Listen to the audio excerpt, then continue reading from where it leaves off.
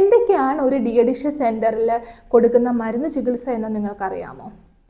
കൊണ്ടുവരുന്ന ആദ്യത്തെ ദിവസങ്ങളിൽ മിക്കവരും ലഹരിയുടെ ഒരു ഇൻടോക്സിക്കേഷൻ അഥവാ അമിതമായ ലഹരി എടുത്തതിൻ്റെ പ്രശ്നത്തിലായിരിക്കും. അപ്പോൾ ലഹരിയുടെ പാർശ്വവശങ്ങൾ ഇല്ലാതെയാക്കാനും അത് ശരീരത്തിൽ നിന്ന് അതിൻ്റെ എഫക്റ്റുകൾ മാറ്റാനുമുള്ള ചികിത്സയായിരിക്കും ആദ്യഘട്ടത്തിൽ തുടങ്ങുക.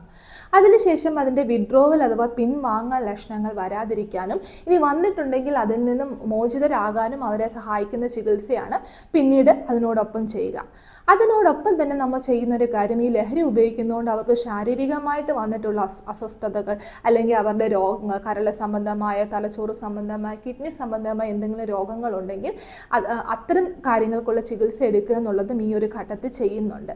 ഇതിന് ശേഷമാണ് ഈ വ്യക്തികൾക്ക് ആൻറ്റി ക്രേവിങ്, അതായത് ഇതിനോടുള്ള താല്പര്യം കുറയുന്ന അല്ലെങ്കിൽ ക്രേവിങ് കുറയുന്ന മെഡിക്കേഷൻസ് നമ്മൾ തുടങ്ങുന്നത്.